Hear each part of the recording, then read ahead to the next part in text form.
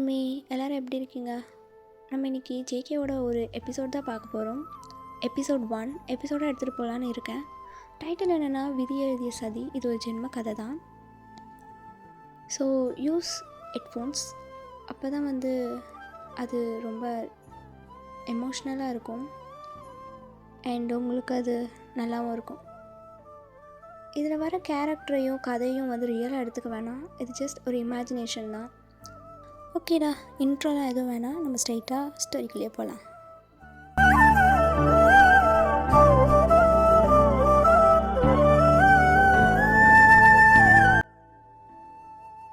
அம்மா, உனக்கு நான் ஒரு விஷயம் சொல்லணும்.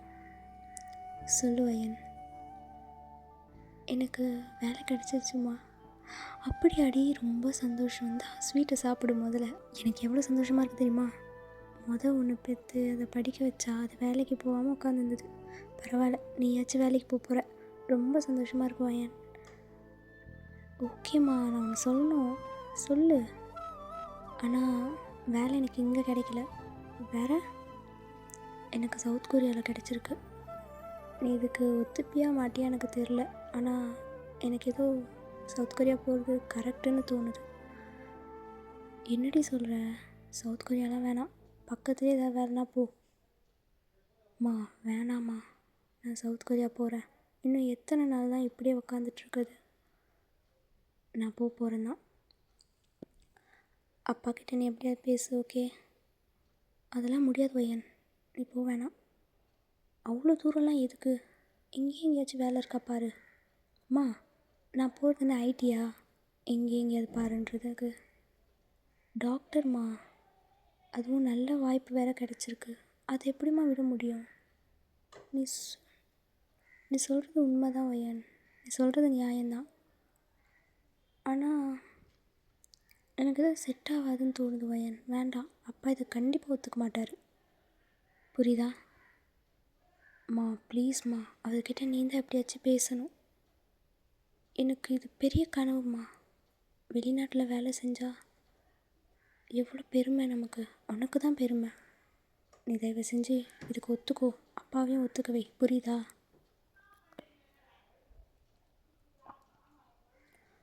அப்புறம் அக்காவை நான் கூட்டிகிட்டு போகிறேன் என்னுடைய. என்னடி சொல்கிற? இல்லைம்மா, நான் ஒரு 2-3 பேர்கிட்ட கேட்டேன். சவுத் கொரியாவிலே ஏதாவது நல்ல வேலை கிடச்சிதுன்னா. ஆமாம், அவளுக்கு இங்கேயே ஒரு வேலை கிடைக்கல. அவ்வளோ தூரத்தில் என்னடி வேலை கிடைக்கும் அவளுக்கு? அதெல்லாம் வேணாம். இல்லைம்மா, எனக்கும் உதவியாக இருக்கும்ல. அப்படி சொன்னினா வேணால் ஓகே, உனக்கு பேச்சு துணைக்கு உதவியாக இருப்பா. ஆனால் நாங்கள் எப்படி தனியாக இங்கே இருக்கிறது? கொஞ்ச நாள் தான்மா, அதோடு நான் வந்துடுவேன், ஓகே? சரி வயன், நீ சொல்கிற, ஏதோ பண்ணு அப்படியே சொல்லிவிட்டு உங்கள் அம்மாவும் ஒத்துக்கிறாங்க. பட் உங்கள் அப்பா கொஞ்சம் கஷ்டம்தான். உங்கள் அம்மா எப்படியோ பேசி உங்கள் அப்பாவையும் ஒத்துக்க வச்சிடுறாங்க. நீங்களும் உங்கள் அக்காவும் உங்கள் பேரண்ட்ஸு எல்லாருமே ஏர்போர்ட்டில் நின்றுட்டுருக்கீங்க. நீங்களும் உங்கள் அக்காவும் கிளம்புறீங்க. உங்கள் அம்மா அப்பாவுக்கு பாய் சொல்லிவிட்டு ஹக் பண்ணிவிட்டு அப்படியே கிளம்புறீங்க. என்னடி அம்மா ஒன்று மட்டும் அப்படி தூக்கி தூக்கி வச்சு பேசுகிறாங்க? எனக்கு வேலை கிடைக்காதது ஏன் தப்பா? என்னை ரொம்ப மட்டம் தட்டுறாங்கடி வீட்டில். ஐயோ, இப்போ உனக்கு உதவிக்கே என்னை அனுப்பிச்சிருக்காங்க. வீட்டில் எதுக்கு தண்டமாக இருக்க, அங்கேயாவது போய் இருன்னு. அப்படிலாம் நினைக்காதக்கா, உனக்கு அங்கே வேலை கிடைக்கும், பார்த்துக்கலாம், ஓகே? என்ன பார்த்துக்கிறது, சரி ஓகே அப்படின்னு உங்கள் அக்கா ரொம்ப சேடாக சொல்கிறாங்க.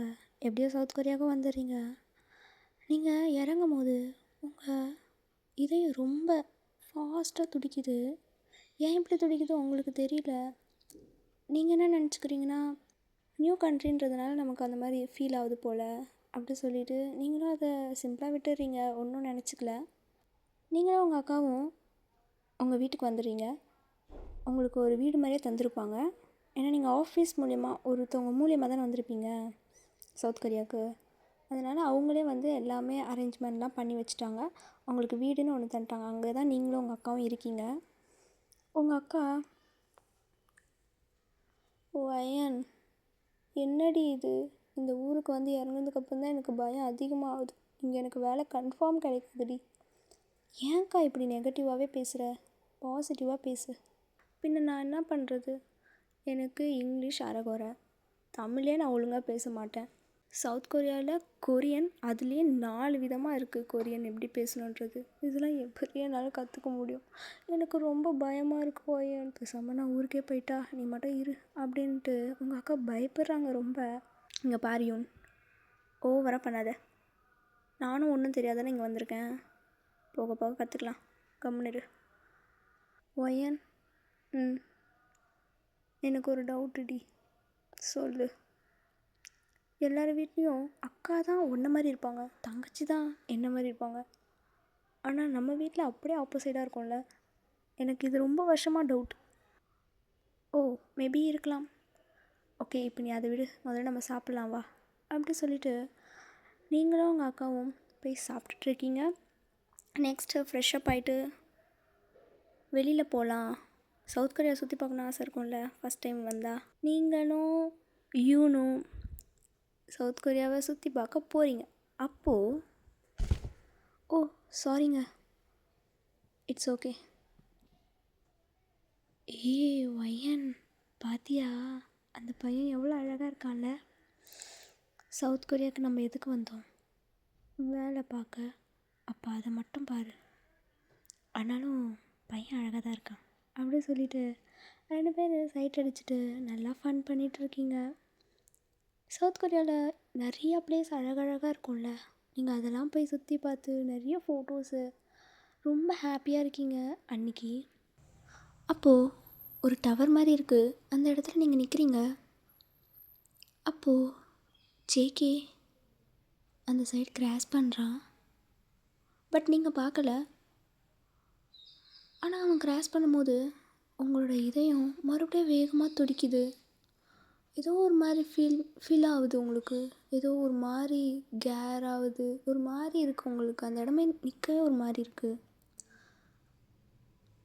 அப்போ டக்குன்னு ஒயன் உனக்கு என்னடி ஆச்சு?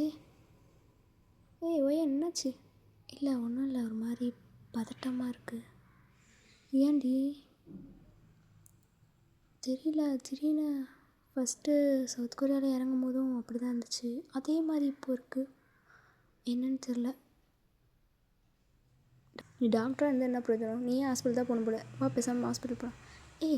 அதெல்லாம் ஒன்றும் இல்லை, ஒரு மாத்திரை போட்டால் எனக்கு சரியாயிடும். சரி வா நம்ம போகலாம் அப்படி சொல்லிவிட்டு நீங்களும் உங்கள் அக்காவும் வீட்டுக்கு கிளம்பியிருப்பீங்க.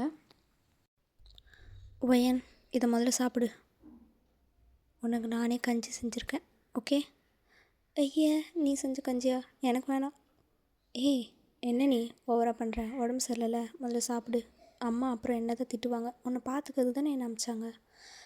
ஏம்மா தாயே, கொஞ்ச நேரம் இருந்ததுன்னா எனக்கே சரியாயிடும். உன் கஞ்சி குடிச்சிட்டு ஏதாவது ஆகிடுமோ தான் எனக்கு பயமாக இருக்குது. ரொம்ப நடிக்காத, நான் நல்லா தான் செஞ்சுருக்கேன் அப்படி சொல்லிவிட்டு உங்கள் அக்கா ஒரு ஸ்பூன் எது சாப்பிட்றாங்க.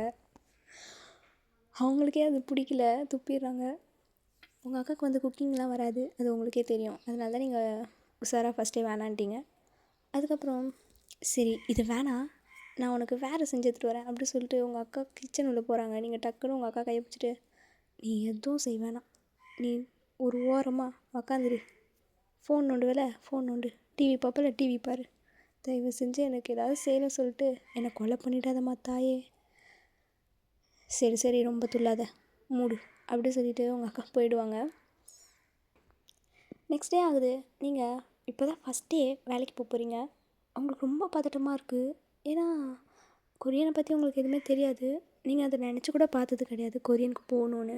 இப்போ தான் நீங்கள் ஃபஸ்ட் டைம் வந்திருக்கீங்க. அதை பற்றி நீங்கள் கொஞ்சம் கூட ஏதோ யூடியூப், அந்த இன்ஸ்டாகிராம், இது மாதிரி ஆன்லைனில் கூட நீங்கள் பார்த்தது கிடையாது சவுத் கொரியாவை பற்றி. இப்போ ஃபஸ்ட் டைம் நீங்கள் வந்திருக்கீங்க, உங்களுக்கு ரொம்ப பதட்டமாக இருக்குது. இருந்தாலும் நீங்கள் ரொம்ப தைரியசாலி பொண்ணு, ரொம்ப போல்டான ஒரு பொண்ணு. ஸோ அதனால் நீங்கள் வந்து சமாளிச்சிருவீங்க. இப்போ வந்து நீங்கள் ஃபஸ்ட்டு ஹாஸ்பிட்டல் தான் போகிறீங்க. போயிட்டு ஃபஸ்ட் டைம் வேலைக்கு போகிறீங்க. அவங்கள எல்லோரும் வினோதமாக பார்க்குறாங்க. ஏன்னா நீங்கள் வேறு கண்ட்ரிலேருந்து வந்திருக்கீங்களா. ஸோ நீங்கள் வந்து வித்தியாசமாக இருக்கீங்க, கொஞ்சம் அழகாக இருக்கீங்க. கொரியன் கேர்ள்ஸோடு பார்க்கும்போது இந்தியன் கேர்ள்ஸ் அழகு தானே. எல்லாருமே உங்களை அப்படியே ஆச்சரியமாக பார்க்குறாங்க, ரொம்ப அழகாக இருக்கீங்க. நீங்கள் போய்ட்டு அப்படியே அழகாக உட்காந்துட்டு பேஷண்ட் எல்லாம் வந்து பார்த்துட்ருக்கீங்க. ஒரு பேஷண்ட் வராரு. பேர் சொல்லுங்கள். ஜிமின்.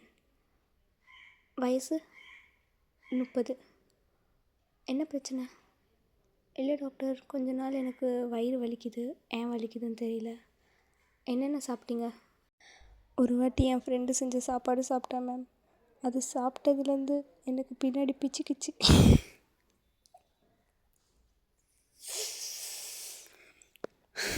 சாரி, பிச்சுக்கிச்சு. ஸோ அதனால் எனக்கு வந்து டேப்லெட் ஏதாவது தாங்க. அவங்ககிட்ட நான் நிறைய வாட்டி சொல்லியிருக்கேன், நீ சமைக்காதடா, நீ சமைச்சது சாப்பிட முடியாதுன்னு. ஆனாலும் அவன் சமைச்சு என்னை ஃபோர்ஸ் பண்ணி ஊட்டி விட்டுட்டான். அது சாப்பிட்டதுலேருந்து எனக்கு வயிறு ரொம்ப சரியில்லை மேம்.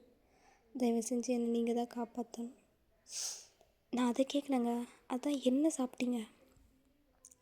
அவன் ஏதோ ஒன்று செஞ்சான், அது என்னன்னே தெரியல மேம். அது என்னன்னே தெரியல டாக்டர். அது ஒரு மாதிரி பிசு பிசுன்னு ஏதோ ஒரு மாதிரி இருந்துச்சு. அதுதான் அவன் செஞ்சு கொடுத்தான். ஓ சரி, ஓகே. கண்டிப்பாக இது ஃபுட் பாய்சன் தான் நினைக்கிறேன்.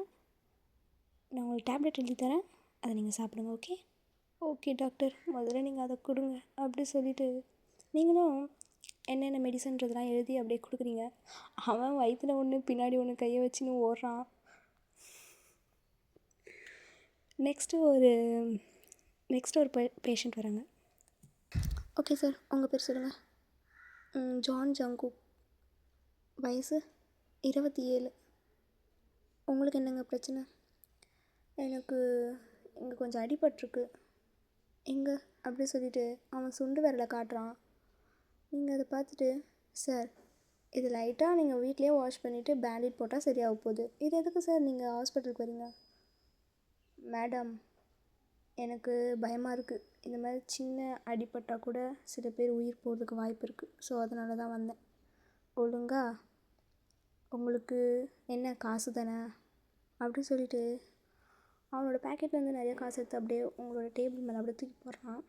உங்களுக்கு வந்து பிடிக்கவே இல்லை. உங்களுக்கு வந்து என்னென்னா கேர்ள்ஸ் கிட்ட வந்து ரெஸ்பெக்டாக இருக்கணும், உங்களுக்கு அதுதான். ஸோ அவன் அந்த மாதிரி பண்ணுறது உங்களுக்கு சுத்தமாக பிடிக்கல. இங்கே பாருங்கள் சார், இது சாதாரண காயம்தான், இதுக்கு என்னால் மருந்து போட முடியாது. ஸோ உங்கள் காசெல்லாம் எடுத்துகிட்டு ஃபீஸ் மட்டும் இங்கே வைங்க. எனக்கு தர வேண்டிய ஃபீஸ் மட்டும் இங்கே வச்சுட்டு ஒழுங்காக மற்ற காசெல்லாம் எடுத்துகிட்டு போயிடுங்க. என்னால் இல்லைன்னா எனக்கு ஃபீஸ் கூட வேணாம், நீங்கள் வேறு ஏதாவது ஹாஸ்பிட்டல் போய் பார்த்துக்கோங்க. ஓகே அப்படி சொல்லிவிட்டு நீங்கள் உங்கள் ஒர்க்கை பார்க்குறீங்க. ஜங்குக் வந்து செம்ம கடுப்பாகுது. ஏன்னா அவன் வந்து இந்த ஊர்லேயே பெரிய ஆள். ஸோ அவன் சொல்கிறது தான் எல்லாருமே செய்வாங்க. அவன் சொல்லி செய்யாத ஒரே ஆள் நீங்கள் மட்டும்தான். அவனுக்கு செம்ம கடுப்பாகுது. இங்கே பாருங்கள் டாக்டர், டாக்டர்னால் என்ன? பேஷண்ட் வந்திருக்காங்கன்னா அவங்கள பார்க்கணும், புரியுதா? நீங்கள் டக்குன்னு திரும்பி பார்த்துட்டு, ஆமாம் பேஷண்ட்டு தான் பார்க்கணும், நீங்கள் தான் நார்மலாக தானே இருக்கீங்க. இது லைட்டாக ஒரு குழந்தைங்களுக்கு கூட இந்த மாதிரி வெட்டுக்காயம் படலை, அதோட சின்னதாக இருக்குது. அதுக்கு நான் என்ன மருந்து போடுறது? ஏதாவது பொட்டி கடை வீக்கோடர் மாதிரி இருக்கும், அதை வாங்கி லைட்டாக அதை தேய்ச்சி விட்டிங்கன்னா அதுவே சரியாயிடும் அப்படின்ற மாதிரி அந்த மாதிரி நீங்கள் சொல்கிறீங்க. ஜங்குக்கு இன்னும் விருப்பாகுது. இங்கே பாரு, இப்போ நான் நினச்சா கூட அவன் வேலை போகிறதுக்கு நிறைய சான்சஸ் இருக்குது. இப்போ சொல்ல எனக்கு பண்ணுவியா மாட்டியா அப்படின்ற மாதிரி சும்மாவே வம்பு இழுக்கிறான் அவன். இது ஒரு சின்ன மேட்ரு, இதுக்கு போய் தான் அவன் வம்பு இழுத்துட்ருக்கான் அவங்கள. அவங்களுக்கு செம்ம கடுப்பு. வேலைன்ட்டான்ல, அதனால் உங்களுக்கு கொஞ்சம் பயமாக இருக்குது. சார் உங்களுக்கு என்ன தான் சார் பிரச்சனை? இப்போ என்ன உங்களுக்கு பேண்டேட் போட்டுடணும் அதானே அப்படி சொல்லிவிட்டு உங்கள் டேபிள்லேருந்து பேண்டேட் எடுத்து அவன் கையை பிடிச்சி போடுறீங்க. ஜேகே உங்களே தான் பார்க்குறான், ஐஸே தான் பார்க்குறான். நீங்கள் குனிஞ்சு போட்டுட்ருக்கீங்க. அப்போது அவங்க ஐஸே பார்த்துட்ருக்கான். நீங்கள் டக்குன்னு அவனோட ஐஸை பார்க்குறீங்க. இப்போது உங்களுக்கு அவனுக்கும் ஒரு ஐ கான்டாக்ட் நடக்குது. அது ரொம்ப லாங்காக தெரியுது, ஆனால் அது வெறும் 0.01 செகண்ட் தான். ஆனால் அது உங்களுக்கு ரொம்ப நேரம் போகிற மாதிரியே இருக்குது.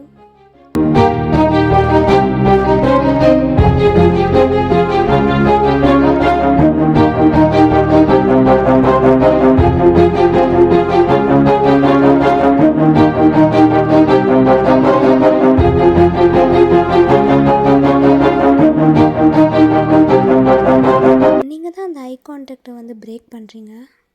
ஓகேவா சார்? உங்களுக்கு நான் அந்த சின்ன காயத்துக்கு பேண்டிட் போட்டுட்டேன். இப்போ கிளம்புறீங்களா? நீங்கள் எப்போ போட்டிங்க? இங்கே பாருங்கள், சரியாகவே போடல, ஒழுங்காக வேறு பேண்டிட் எடுத்து ஒழுங்காக போடுங்க அப்படின்ற மாதிரி உங்களுக்கு ஆர்டர் போடுறான். இங்கே பாருங்கள் சார், நீங்கள் வேணும்னே பண்ணிகிட்ருக்கீங்க. நீங்கள் பண்ணுறது எதுவும் எனக்கு சரியாக வரல. நீங்கள் தயவு செஞ்சு கிளம்புங்க அப்படி சொல்கிறீங்க. சங்குக்கும் சரி இதுக்கு மேலே நின்னா நீங்கள் திட்டிடுவீங்க சொல்லிட்டு அவனே கிளம்பிடுறான். ஈவினிங் ஆகுது, நீங்கள் வீட்டுக்கு வரீங்க. பார்த்தா உங்கள் அக்கா நிறைய டிஷ் பண்ணி வச்சுருக்கு. உங்களுக்கு என்னென்னா பயம். அதான் அவங்க அக்காவுக்கு குக்கிங் வராது. பட் ஏதோ ட்ரை பண்ணுறாங்க அவங்க. சரி, அவங்க ட்ரை பண்ணுறாங்களேன்னு சொல்லிட்டு நீங்கள் 2 வாய் சாப்பிடுவீங்களா? அதுவும் இல்லை, உங்களுக்கு பயமாக இருக்குது. உங்கள் அக்கா 2 ஸ்பூன் எடுத்து உங்கள் வாயில் ஊட்டி விடுறாங்க. நீங்கள் முழுங்கவும் முடியாமல் துப்பவும் முடியாமல் அப்படியே வாயிலே வச்சிட்ருக்கீங்க. அப்போது நீங்கள் டக்குன்னு யோசிக்கிறீங்க, இவ்வளோ கல்யாணம் பண்ணிக்க போகிறவன் ரொம்ப பாவம் அப்படின்னு யோசிக்கும் போது கரெக்டாக ஜிமின் யார் இந்த நேரத்தில் நம்மளை யோசிக்கிறது? எது வந்தாலும் அழகான ஃபிகருங்க தான் என்னை யோசிக்கும்.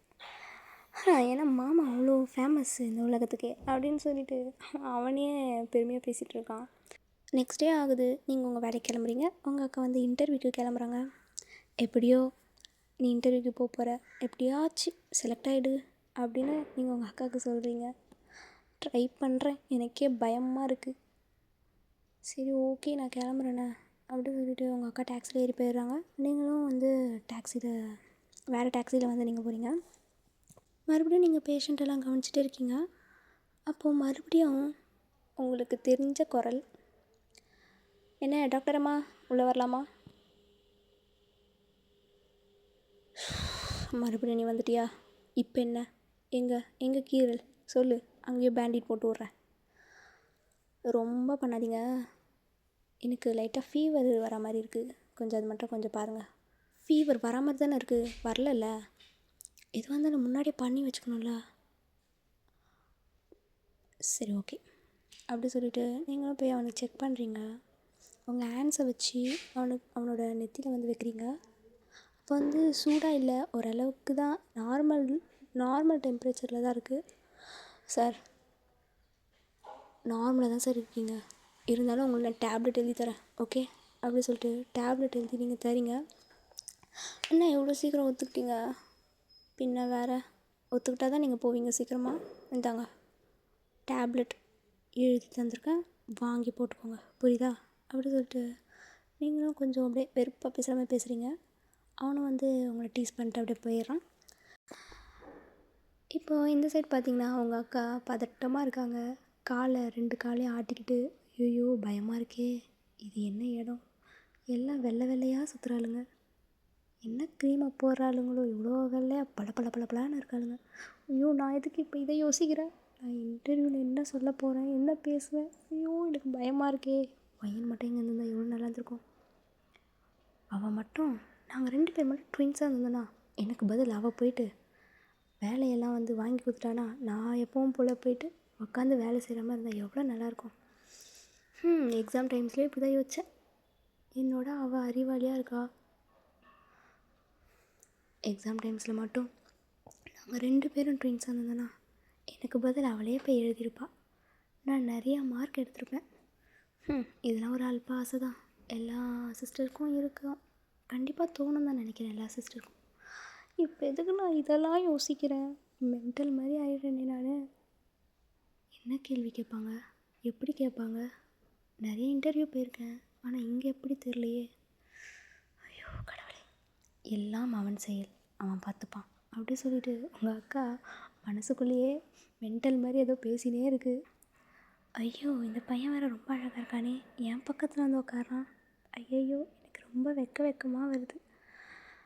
இந்த மாதிரி உங்கள் அக்கா காமெடி பீஸ் மாதிரி பண்ணின்னு இருக்காங்க. இப்போ உங்கள் அக்கா பேர் தான் கூப்பிட்றாங்க, யூன். வரேன் அப்படி சொல்லிட்டு உங்கள் அக்கா பயத்துலேயே போதும்ல. உன் பேர் என்ன? இப்போ தானே சார் கூப்பிட்டாங்க யூன்னு. இதிலே தெரியுது நீ சரியான மக்குன்னு. மேம் இன்டர்வியூனா அப்படி தான் கேட்பாங்க. ஓ ஓகே சார், யூன் சார்.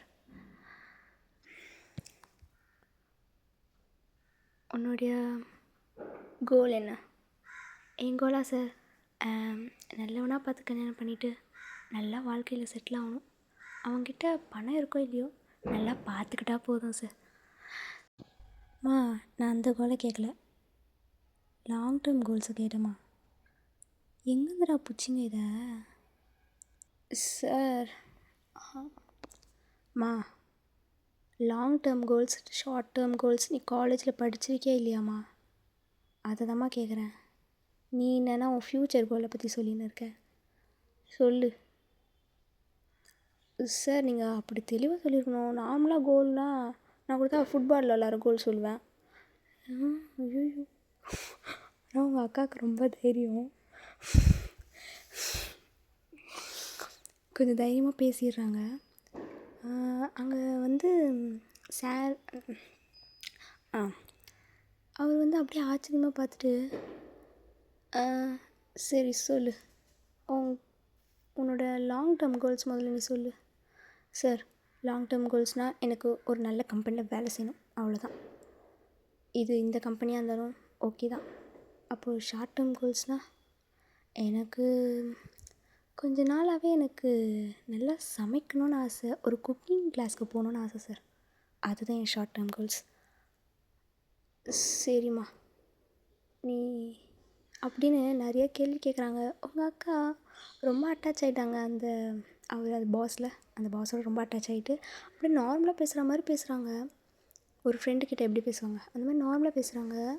அவருக்கு ஓகே பிடிச்சிருது, ஃப்ரீடமாக பேசுகிறாங்க, உடனே அட்டாச் ஆகிடுறாங்க. ஸோ அதனால் அவருக்கு ரொம்ப பிடிச்சிருக்கு. அவர் நிறைய கேள்வி கேட்டு அமுச்சு விட்டுறாங்க உங்கள் அக்காவை. உங்கள் அக்கா பதட்டத்துலேயே வராங்க. ஏன்னா அவங்க ரொம்ப ஒரு மாதிரி பேசிட்டாங்களே ஃபஸ்ட்டு ஸ்டார்டிங்கு. அவங்க இப்போ அதை யோசிச்சு பார்த்துட்டு ரொம்ப பயந்துனே இருக்காங்க. அப்போ ஒரு பெஞ்ச் மாதிரி இருக்குது, சவுத் கொரியாலலாம் இருக்கும்ல பெஞ்ச் மாதிரி, அந்த மாதிரி இடத்துல உக்காந்துட்டு யோசிச்சுட்டே இருக்காங்க. ஐயோ இதுலையாவது நான் செலக்ட் ஆவேனா அப்படின்னு சொல்லிட்டு யோசிச்சுட்டு அப்படியே உட்காந்துனே இருக்கும்போது அப்போது உங்கள் அக்கா மேலே செரி பிளாசம் ஃப்ளவர்ஸ் விழுது. அது ஜப்பானில் சவுத் கொரியாவில் சாக்குரான்னு சொல்லுவாங்க. அந்த ஃப்ளவர் தான் அவங்களுக்கு தெரியும். அந்த ஃப்ளவர் அப்படியே உங்கள் அக்கா மேலே விழுது. அப்போது அந்த சீசன் தான். ஸோ உங்கள் அக்கா மேலே அப்படியே அந்த ஃப்ளவர்ஸ்லாம் நிறையா விழுந்துகிட்டே இருக்குது. பார்க்கும்போது அவ்வளோ அழகாக இருக்குது. உங்கள் அக்காவுக்கு அப்போது ஒரு பாசிட்டிவாக தோணுது, கண்டிப்பாக கிடைக்கும் அப்படி சொல்லிவிட்டு ஜாலியாக எப்பவும் போல் அவங்க கிளம்பிடுறாங்க. நீங்களும் உங்கள் அக்காவும் வீட்டில் டின்னர்லாம் சாப்பிட்டுட்டு பால்கனியில் நின்று பேசிகிட்ருக்கீங்க. ஏய் வயன், எனக்கு தெரிஞ்சு எனக்கு வேலை கிடைக்குமா தெரில, பட் எதுவாக இருந்தாலும் நீ அம்மாக்கிட்ட வேலை கிடச்சிச்சின்னே சொல்கிறியா? ஏன்டி? இல்லை, இங்கே நான் தண்டமாக இருக்கிற மாதிரியே ஒரு ஃபீலிங்காக இருக்குது. நான் வேறு இன்றைக்கி இன்டர்வியூ சரியாகவே பண்ணலை. அந்த பாஸ்க்கு கண்டிப்பாக கோவம் வந்திருக்கும் என் மேலே. அதெல்லாம் ஒன்றும் இல்லை, நீ பாசிட்டிவாக யோசி, கண்டிப்பாக நல்லதே நடக்கும்டி. நீ சொல்லுவ உனக்கு வேலை கிடச்சிச்சு, அப்படிலாம் யோசிக்காத. நான் ஒரு நாளும் அந்த மாதிரி யோசிச்சதில்லை வயன். நீ நல்லா இருந்தால் எனக்கு போதும். சரி, இன்றைக்கி ஒரு 2 நாள் ஒருத்தன் என்னை தொல்லை பண்ணிகிட்டே இருக்கான்டி. என்னாச்சு? அவன் பேர் ஜங்குக். லைட்டாக கையில் காயத்துக்கும் ஜுரமே அடிக்கலை, நார்மலாக இருக்கிறதுக்கெலாம் சும்மானா என்னை டீஸ் பண்ணிகிட்டே இருக்கான். எனக்கு ஏதோ ஒரு மாதிரி இருக்குது. பேசாமல் கம்ப்ளைண்ட் பண்ணு உங்கள் சீனியர் யார்கிட்டையாவது. ஒரு 2 நாள் நம்ம கண்டுக்கலன்னா அவனே போயிடுவான், விடு அப்படின்னு சொல்லிட்டு நீங்கள் 2 பேர் பேசிகிட்ருக்கீங்க. உங்களுக்கு நடந்ததுலாம் எப்போவுமே நீங்கள் ஷேர் பண்ணுவீங்க உங்கள் சிஸ்டர்கிட்ட. அதே மாதிரி தான் நீங்கள் ஷேர் பண்ணுறீங்க, அவங்களும் ஷேர் பண்ணுவாங்க உங்கள்கிட்ட எல்லாமே. ஒரு வீட்டில் அக்கா தங்கச்சி இருக்கிறவங்களுக்கு மட்டும்தான் தெரியும். அவங்கள மாதிரி அடிச்சுக்கிறதும் யாரும் இல்லை, அவங்கள மாதிரி அன்பாக இருக்கிறதும் யாரும் கிடையாது. கண்டிப்பாக அவங்க 2 பேருக்குள்ளே இருக்கிற ரகசியம் கண்டிப்பாக 2 பேருமே ஷேர் பண்ணிப்பாங்க. அதே மாதிரி தான் நீங்களும் உங்கள் சிஸ்டரும் ஷேர் பண்ணிகிட்டு இருக்கீங்க. இதோட இந்த ஃபஸ்ட் எபிசோட் முடியுது. இதோட கண்டினியூ நம்ம நெக்ஸ்ட் எபிசோடில் பார்க்கலாம். யாருக்கெல்லாம் இந்த விதி எழுதிய சதி, இந்த எஃப்எஃப் பிடிச்சிருக்குன்றத கமெண்ட்டில் சொல்லுங்கள். கண்டிப்பாக இது ஃபன்னாக இருந்திருக்கும்னு நான் நினைக்கிறேன். இது என்டர்டெயின்மெண்ட்டை மட்டும் எடுத்துக்கோங்க, ரியல் லைஃபோட ரிலேட் பண்ணிக்க தேவையில்ல. ஓகே, பிடிச்சிருந்தா லைக் பண்ணுங்கள், முக்கியமாக கமெண்ட் பண்ணுங்கள். நெக்ஸ்ட் எபிசோடில் பார்க்கலாம். Bye bye army.